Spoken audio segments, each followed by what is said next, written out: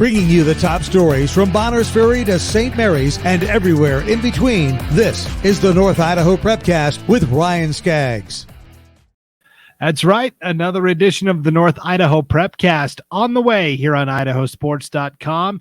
You can get audio-only version of this podcast at IdahoSports.com or wherever you download your podcasts. Video version at the IdahoSports.com YouTube channel or Facebook page. And this is the breakdown each week of everything going on in Districts 1 and 2 up north in the state of Idaho. I'm Brandon Baney. I'm joined each week by Ryan Scaggs. He is our North Idaho expert, Coeur d'Alene resident. Ryan, how are you? I'm doing well.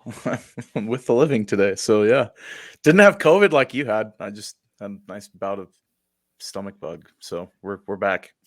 Yeah, it was touch and go. We weren't sure if you were going to be able to record today. So it's great to see you in such good spirits and good health, Ryan. Well, ginger ale do that for you. Yeah. For sure. All right. Well, there's a lot to dissect in North Idaho. Some really fascinating, as I hit my mic there, that probably sounded awesome for the listeners. We had some big basketball stuff happen. We're recording this Wednesday afternoon on January 12th. We had some big basketball action last night, Tuesday night. But before we get to that, one of the signature wrestling events in terms of the regular season happened last weekend down at the Idaho Center. It was the 21st annual 21st annual Rollie Lane Invitational, and the teams from up north did really well. Even further north in Idaho, Flathead High School from Kalispell, Montana, swept the team titles, but a little further south than that, the teams from North Idaho did pretty well also. Yeah, no, the Coeur d'Alene taking third place overall, which was an awesome showing by the Vikings down there, and then Post Falls taking fifth. I mean, quietly kind of entered the rankings there and did a decent job too. Did Coach Reardon's team. So, hats off to both programs. I mean, they're rolling now. I think, Coeur d'Alene's almost at full strength, which they're going to be a team to be reckoned with once state tournament time rolls around. And then Sandpoint's picking up. I mean, they're getting some nice wins from some of the younger guys in the lineup. So another couple guys to keep an eye on, like Timberlake James Billingsley took third at Rollie Lane, which was awesome for him. And did a great job there. But this was the first year they had the girls tournament, I believe, that was separate from the guys, and had some champions from around the area, which was pretty awesome. Yeah, we had a huge recap written by Al Fontes, who covered wrestling in the state of California for years and years and years. He's in the California Wrestling Hall of Fame and Wrestling USA Magazine's Hall of Fame. And he lives in Idaho now. He just moved to Idaho last year.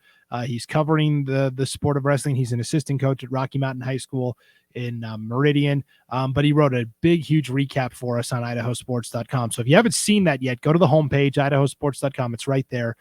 His recap of the Rollie Lane Invite. There was a lot of exciting stuff going on.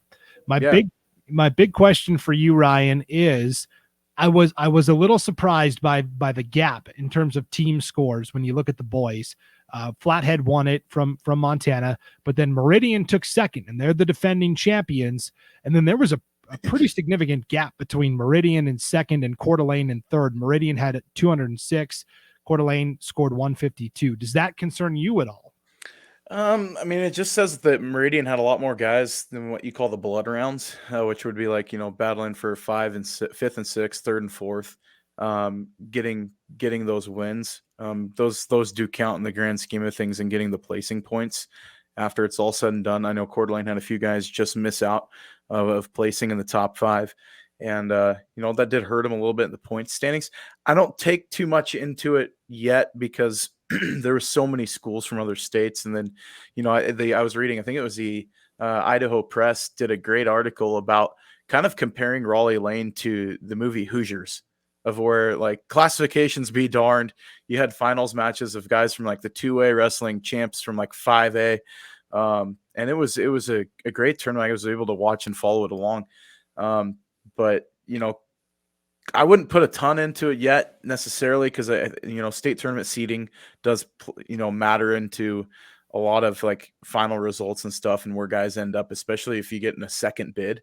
And you get those extra guys in the tournament. Sometimes those are the ones that can sneaky get you some extra points. So I think Rollie Lane, you only got one entrance per weight class. So I wouldn't put ton of emphasis on the point disparity yet. But that's just something to take notice of. I think Meridian's just a great program. The Warriors are rolling, and they've got things moving in the right direction down there. Yeah, it was a lot of fun to see it back at full force as well. Last year, it was a very skimmed down version of Rollie Lane because of COVID-19 and all that stuff. Let's talk about real quick on the girls' side for wrestling. Alyssa Randalls from Coeur d'Alene is having a phenomenal year. She's a two-time state champion for Idaho. It'll be fun to see her now as it's an officially sanctioned sport. Fargo All-American, and she won the 126-pound competition. Yeah. Alyssa's got her Fargo stop sign, and she's and that's the trophy, what they call the stop sign in Fargo if you win nationals. So she's a great wrestler. I mean, obviously she's comes from a great pedigree. That family is, her uncle was my high school coach. So, the Randalls family has a name and notoriety here in North Idaho and Eastern Washington, and she's just following suit. I mean, she's a great kid and a great athlete too. Kara Brown also won a championship at 145 from Coeur d'Alene too, who's having another great season in her own right. And then also Skyla Zimmerman at 113 from Moscow picked up a title, which was pretty cool. The Bears got a championship down at Rollie Lane from one of their girl wrestlers too.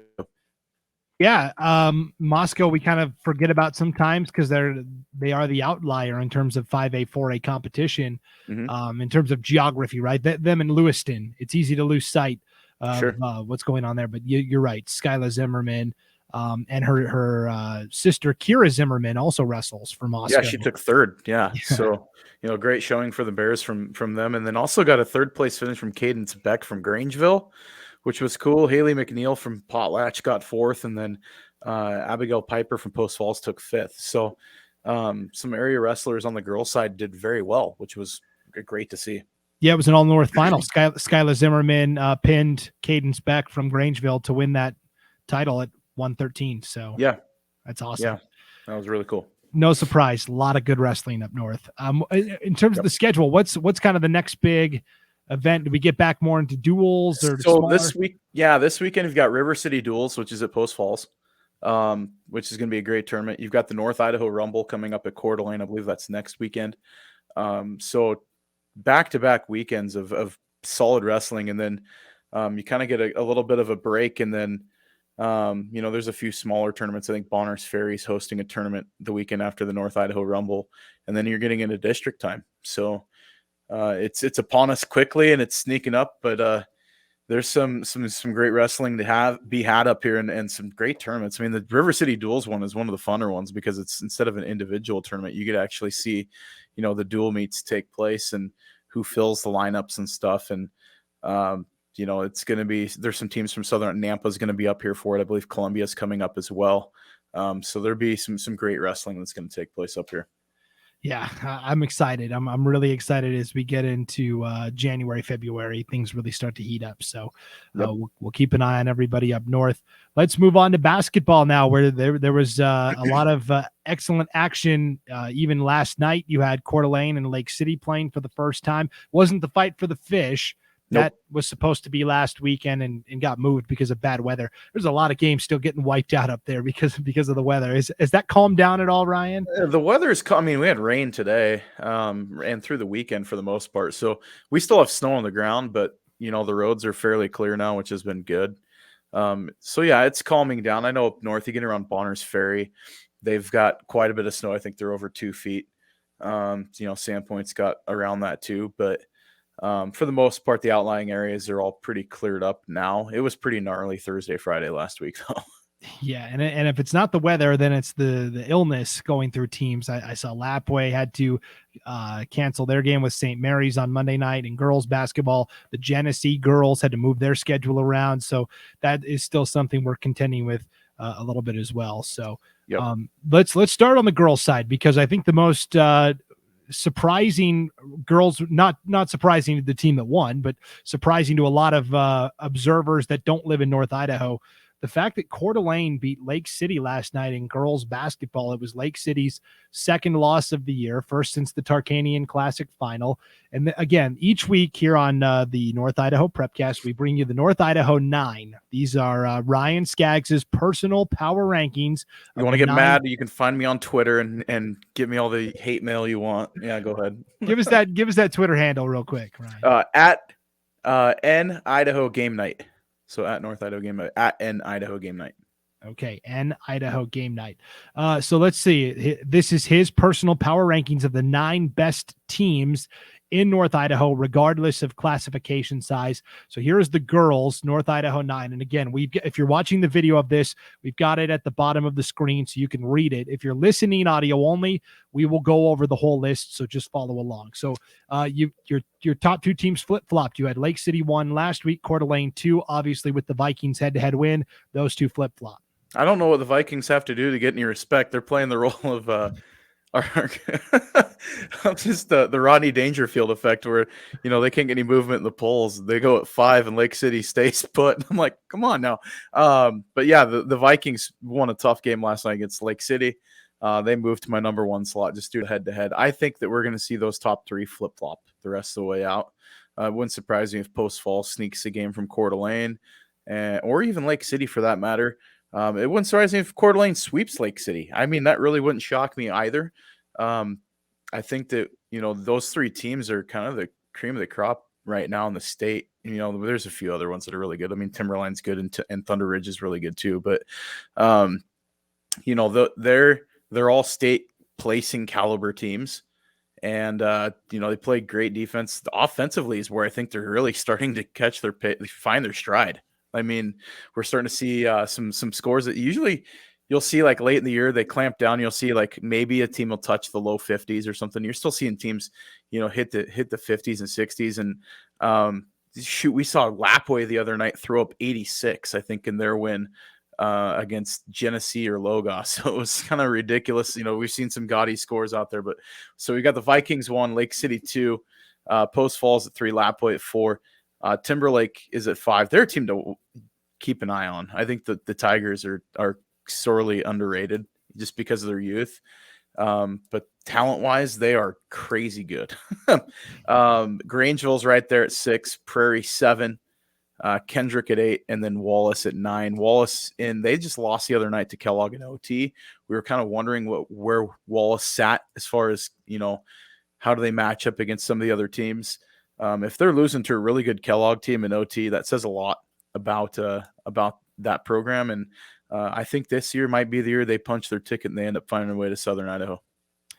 Yeah, let's start at the top with those top 3: Lake City, Coeur d'Alene, and Post Falls. It's Coeur d'Alene 1, Lake City 2, Post Falls 3.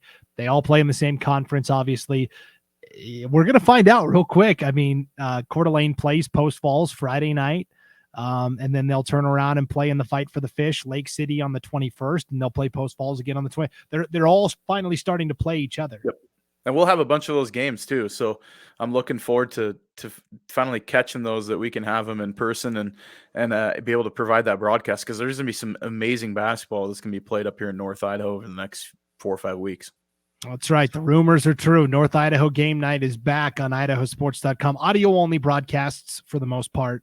But if you want to see what's on the broadcast schedule, not just for North Idaho, but everything going on around the state of Idaho, just go to the Game Streams tab on the homepage at IdahoSports.com. It's a real shame because I think all 3 of these teams are worthy of going to state. Like Absolutely. you look at District 3 right now, where the Boise Metro, Timberlake, Bora, and Boise are all really good.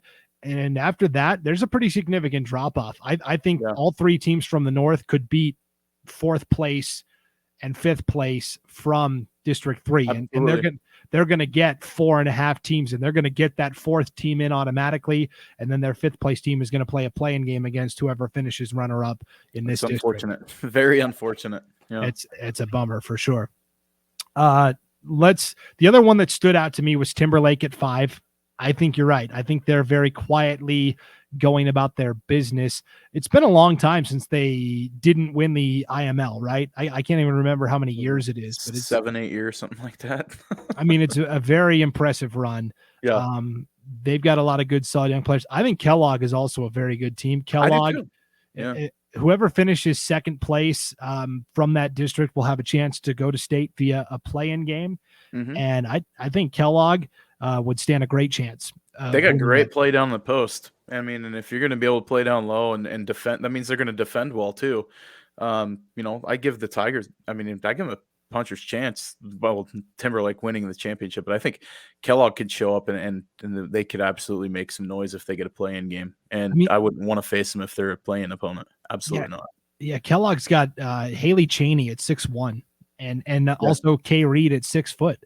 That can be a real difference makers in girls basketball. So, yeah, I like Kellogg a lot. And then the last one I wanted to touch on was because we keep talking about Wallace, right? And losing in overtime to Kellogg is very impressive. But again, if they win their district, they still got to win a play-in game against third place from the White Pine League. And it could be Prairie. It could be, I don't know, Valley, or it could be in any number of teams. But how are we feeling about Wallace? I know I asked you this last week and you were like, well, I need some more data before I can make that assessment.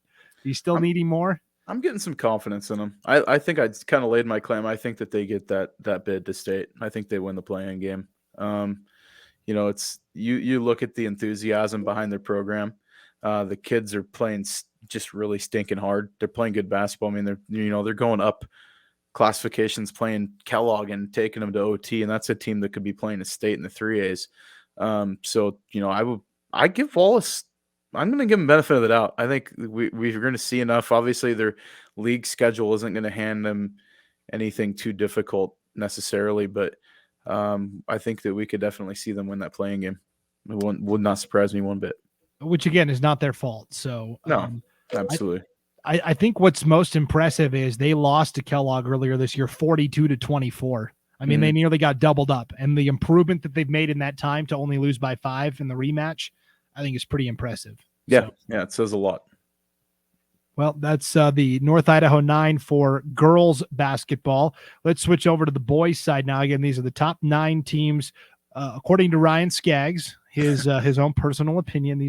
I always have to put this disclaimer out here because I get emails sometimes. Oh, I like it. Send them my way. I like the hate mail. I'll take it. And send me the mean tweets.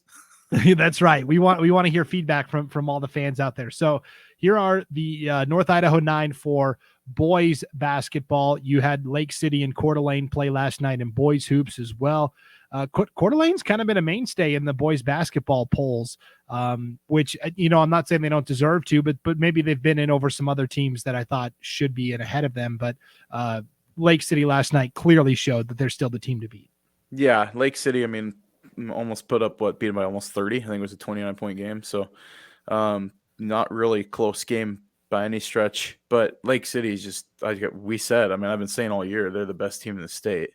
And they're proving it night in and night out. And they're doing it different ways. And so Coeur d'Alene, the thing about the Vikings, they need to have consistent guard play. And they need to have guys contribute other than Cameron Cope. They've got to have somebody else that shows up that can put up double digits every night. Cameron's he's a double machine. He's going to get his 11 boards and 14 points, and you can pretty much count on it. But who else is going to balance that out? And if you're only getting 6 and 4 and 8 points out of your number 2 guy, that's not going to get it done against teams like Lake City. The thing I look at that is like Lewiston keeps getting slided in the rankings, and they've only got 1 loss on the year, which is the Lapway. And Lapway beat Coeur d'Alene too, but Lapway is just crazy good. And so we've sung their praises plenty on this show. But Lewiston's one of those teams I wouldn't want to face. I think they're sneaky good. And quietly, I think any other year, if Lake City hadn't been having the season they've been having, Lewiston would be getting a lot more press just because of what they've been able to do. But the Bengals are playing tough, and they've got a decent schedule and pretty favorable as it goes down the stretch. As far as getting the right teams at the right time, like where they're playing them, they're going to have a few more home games. They got Golden Throne coming up at LCSC. Towards the end of the month, they're going to be playing Clarkston, which is they always come out of that game and seem to go on like a 4-game winning streak, which is kind of if they win that game, obviously if they lose it, it has different roles for them. But the Bengals are a great team, and I think they're getting slighted a little bit in the state because everybody's thinking Coeur d'Alene's going to get that second bid. The Bengals, I think, are going to have something to say about that. Well, and I think whoever finishes in second place will have their hands full in that play-in game against whoever comes out of that Boise League. That Boise League's tough for sure. The one thing I would say against Lewiston is they've had a lot of close games, right? They beat Bora by 2. They beat Pullman by 7. They beat Lakeland by 8. They beat Pendleton by 7. They beat Sandpoint by 2. Moscow by 7. So they've had all these close games, and yes, they are winning, and they should be rewarded for that. But then you look at their contemporaries, and they're blowing people out. Yeah, Coeur d'Alene and Moscow played tight too, and I think that's why Moscow's in the rankings this week. Moscow's just been playing tough basketball. I think they're just suffering their schedule. They have to play that 5A, 4A schedule, and they've been kind of taking their lumps because of just who they've had to play. Nothing against the Bears. I think that they could get to state and play pretty well just based on what we've seen so far. But you play some of those smaller schools. So they're playing the Pullman. They're playing the regional schedule, which makes sense. For travel and stuff, especially in winter when things get kind of crazy, it's able to kind of keep your games. They did go to play Bora down in Boise and winning that game, but you kind of got to look at it too. Are you doing what you're asked to do? Are you winning or losing? And at the end of the day, they're winning games. So I'm going to keep rewarding them until they lose them. But maybe they just like the flair for the dramatic. I don't know. Yeah, for sure. And what I really liked about Moscow, you spoke about how they've been competing really well, and that's why they're in the rankings. So Monday night, Lewiston and Moscow played a doubleheader, a girls-boys varsity doubleheader in the brand new ICCU arena where the Idaho Vandals play, it's kind of a cool deal for those high school kids. It's a sweet arena too. I got to check it out before the state championship game when Sandpoint played Skyline up here in football, and it's a cool facility. It's a really cool facility. Yeah, so they had to play on a Monday night, but that's totally fine. Going in, I thought Lewiston would win both games, but I will say I was very impressed with how Moscow competed in both of those games. On the girls' side, the Bears only lost 53-48. Or excuse me, that was the boys, 53-48. So that's a 7-point loss. And the girls also lost by just 7, 40-33. I think Moscow's got really good coaches. Josh Urich for the boys and Alexa Hardick for the girls. I think are both phenomenal. And I was very impressed with how Moscow was able to compete against Lewiston, even though they both lost. No, Moscow's a competitive team, and like I said, that playing those 5A teams and you have to play them twice all year. Yeah, you're going to take more losses, but you're going to take that, and in the league that you're in. You look at the girls' side, you're playing. If you take Moscow's girls for example, you have to play Lake City, Coeur d'Alene, Post Falls twice. You're going to take probably 6 losses there, but you go to state, has those other teams been playing Lake City, Post Falls, Coeur d'Alene? And the same thing on the boys' side too. If you're playing Lewiston twice, you're playing, Coeur d'Alene twice, playing Lake City twice. You go into that schedule, and it's going to be, it's going to be basically just come in and say, Matt, you're battle tested. You don't have anything else to prove because you've already tried to prove it during the season. Yeah, unfortunately, the one thing that's going to hurt them is with it now being seeded according to Max Prep's rankings. Yep. We talked about this. It wouldn't surprise me if both boys and girls 4A IEL champs are the 8 seed, maybe the 7. Despite the good competition, they're gonna really earn it if they go down to state. Yeah, what if they win a first round game though? It makes some noise, so that'd be kind of cool for them. Yeah. that would be way cool for sure. The last team I wanted to talk about here on the boys' side is Logos. They'd kind of been bubbling under the surface. The Fighting Garrison Hardys. Yeah, that's right. Our good friend Garrison Hardy, who's a broadcaster for us at IdahoSports.com. Obviously not during basketball season, but during football season. He is an assistant coach at Logos, and so I'm friends with him on social media, so I get the Logos updates all the time, and they are playing really well right now. Yeah.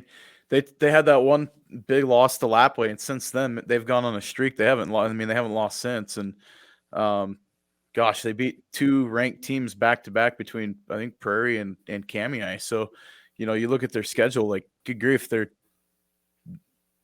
right there. I said Kamei was the team to watch out of the White Pine. Logos is like proving me wrong right now. I don't know, but they're playing tough basketball. The hard part with Logos was they only played 3 games in December, so we didn't know what to make of them. And the first game they played was that loss to Lapway, right? So, and then they had a pair of 10-point wins over Potlatch and Clearwater Valley. So they were 2-1 going into the new year. But since then, like you said, they've beaten Kamei, Genesee, and Troy, all very impressive. There we go. Yeah, sorry, I think I said Prairie. Yeah. Troy. Yeah. Yes.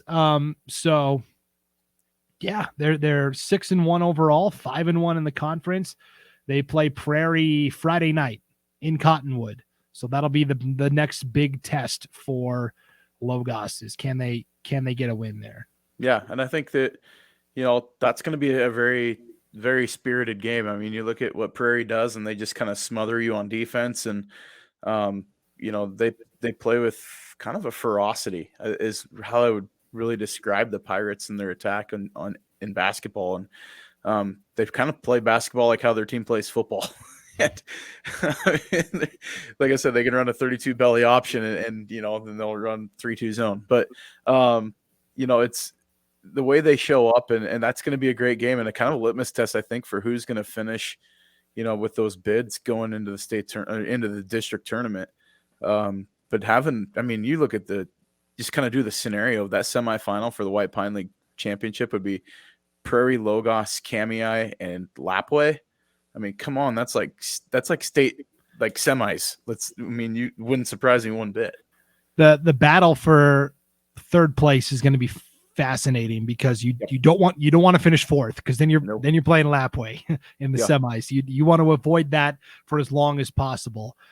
So that watching those teams duke it out for second, third, and fourth is going to be fascinating to watch. Also, coming down the stretch is going to be a great end of the season. I think that night in and night out now, these games are going to get more and more contested, and we're really going to see, who's battle tested and kind of set themselves up for success as the season wraps up.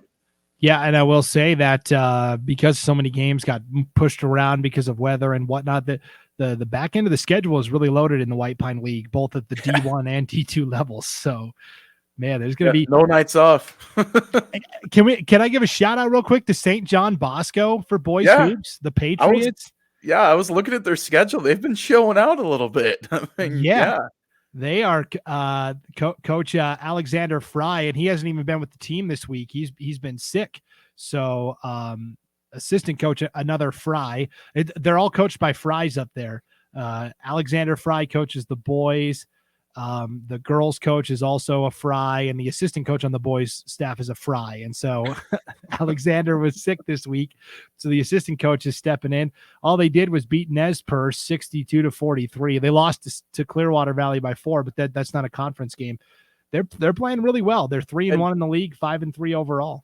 And Clearwater Valley is not a bad team. So, that says a lot about St. John Bosco that, they're playing some of the better teams in the White Pine and doing well. On that 1A D2 side, they could. That's going to be an interesting tournament to watch too. And I know that Timberline's going to have a little bit to say about it, but and Kendrick's kind of sneaking around out there too and lurking. And so there's some interesting games to be played yet still in that league. Yeah. So Alexander Fry is the boys coach. Alyssa Fry is the girls coach. Nicole Fry is the assistant for the boys. And she's kind of been leading the team so far this week. So I don't know if they're related. I would assume so, but I don't want to. They're all kind of like, there's like 4 last names if you follow sports on the prairie. Yes, and we talked about prior to the season starting that it had been a couple of years since St. John Bosco had a girls team, and so Alyssa Fry, the girls coach, had been an assistant coach for the boys while there was no girls team. So all of the coaches got lots of good experience, and it's paying off for SJB, St. John Bosco. Yeah. So the Fighting Fries. Yeah, that's right. That's right. So we'll see how they continue to do here as we get into the heart of conference play. So and I'm looking forward to our broadcast schedule coming up through the end of the season. And gosh, there's going to be some awesome games on slate, especially coming up later this week too. We've got a couple dandy games. So yeah, give us the rundown. What's on the broadcast? Coeur d'Alene Post Falls girls basketball, boys basketball coming up. That Coeur d'Alene Post Falls girls game is going to be. There's a lot to be said about that one because that's state tournament berths kind of on the line in that one. I know that I think Paul was saying possibly Timberlake and Priest River this weekend. So we'll see if that one shows up too on the schedule. We've got Fight for the Fish next week for Coeur d'Alene and Lake City. Going to be a great game again. I think that both those games are going to be super competitive, especially when you stuff 4,000 people into the gym at Coeur d'Alene High School. It's going to get a little crazy in there, especially since they did the expansion so it can hold more people. And then we've got some more games coming up down the stretch. Meade from Washington taking on Lake City, which is going to be a great game. That team out of Spokane, they're good. So that'll be a fun game to watch there.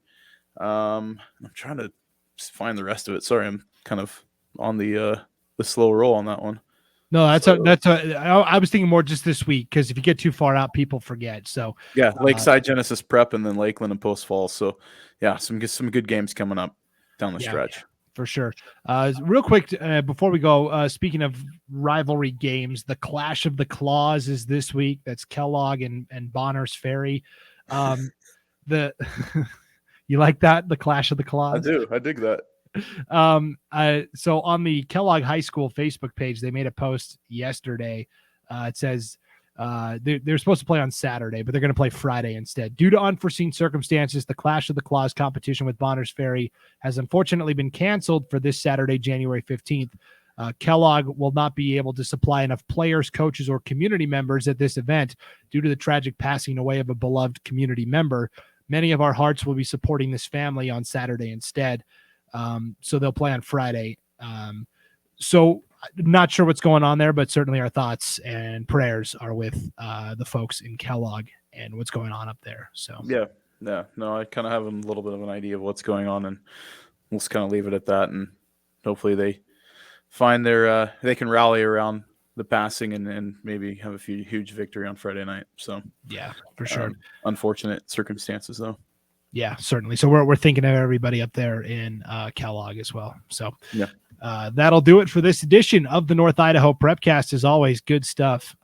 Wrestling, basketball, just phenomenal up north right now. I love shining the spotlight on it because it doesn't always get the credit it deserves. So yeah, no, and we're showing out a little bit in all sports, which is really cool. So I'm excited to see how things kind of wrap up down the stretch and get to talk more wrestling too. I think as the next few weeks come on, which is going to be good for me. That kind of tickles my my little fancy as far as like my background. Like, I don't know if people really realize, like, they make fun of me. It's like, what do you know about basketball? You're just a former wrestling coach. And I'm like, yeah, maybe I am. I like sports. Yeah. So it's definitely in your wheelhouse for sure. So, all right. Thanks for tuning into the North Idaho Prepcast. Enjoy the competition this week, everybody. We'll see you back here next week. For Ryan Scaggs, I'm Brandon Baney on IdahoSports.com.